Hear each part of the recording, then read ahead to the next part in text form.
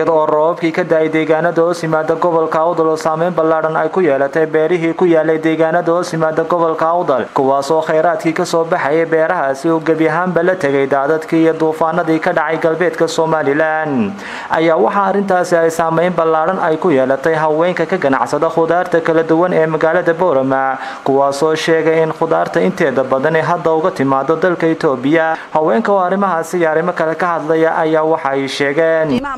waa nagu qaali bay nagu yihiin wax walba basal haday tahay tamaad haday tahay wax walba waa nagu qaali waxa qaaligaana hooyo maanta keenay waxa weeyii roobabkii iyo duufaanadii daay basasha awal way noo jabnayd maanta duufaanadii baa dadka ka wada qaaday kamsarta oo qura haatan laga siinaya xabadii 14 iyo 13 waa xilmo yaro inta leegooyo qajidii ka daran hooyo tamaandha ma jirto maanta taa 210 baa la siinaya kartoonkeegi waaba hadii la helaba Itoobiyan hooyo wayba ka go'an tahayba marka hooyo wax walba waa qaali bay hooyo wax walba nagu joogan haddana ma fadhiisan karayno hooyo waxa weeye aba maxaan leedahay dadka duufaanada ku dhaceen ba kabsar lagu beerayay oo waa ka mooteeradii bay wada qaadeen oo waxay hooyo wada qaadeen maxaan leedahay dadkii baaba hooyo ku dhintay anaguna hooyo ma waxa xawaash baa ma raadinaynaaba shan Itoobiya hooyo loo doonto teeni daadadkii baa guray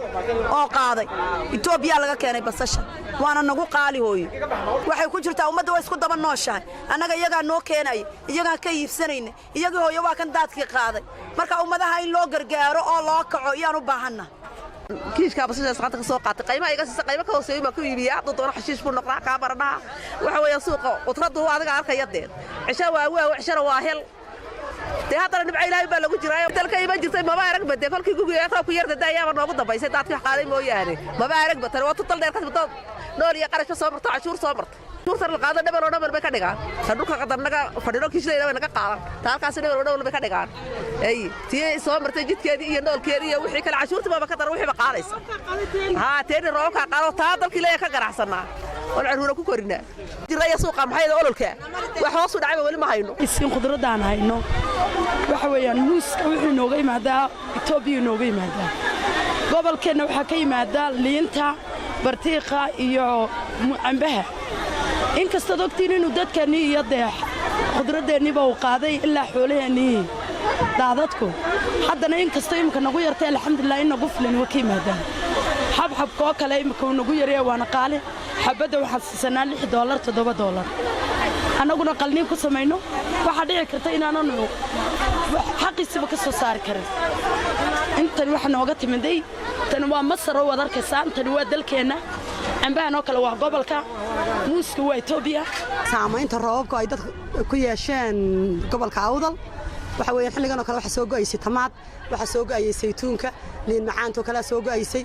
geedihii wala wada qaaday roobkii baa saameeyo qaaday saytuun oo imkan baxa oo soo go'a ma jiro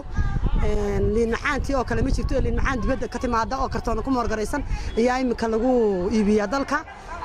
babaayigii oo kale xabxab ma jiro wax yar oo naqnaqano imka daadkii ka haray oo meelaha ayaa la keenay xabxabadii waaweynaa daadkii la tagay hatta geedihii liin macaantii waaweynaa iyo geedihii saytuunkii buu rujiyay dhulkii wuxuu dhigay bacaad buu dhigay tamaad ma jirto imka qudrada aan iibinaa waxa weeyaan qudrada Itoobiya nooga timaada halka maan iibinaa Soomaaliland ma ku iibinaa lacag bir la yiraahdo ku bedelaa haddaan anagu hooyooyinka xawaashayda nahay wallahi saameyn weyn buu nagu keenay daadkii goboladan saameeyay ee duufaanta keenay saameyn weyn buu anaga nagu keenay kolkii hore inkastoo lacag diiqaynayn dalkeena waxba laga beeranayno lacagta geynayna Itoobiya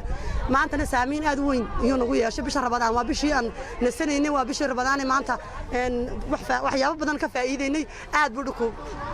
buu ku barakaysan yahay waa Jamaal Umar Tubeec telefishinka caalamiga BC 24 TV magaalada Boorama.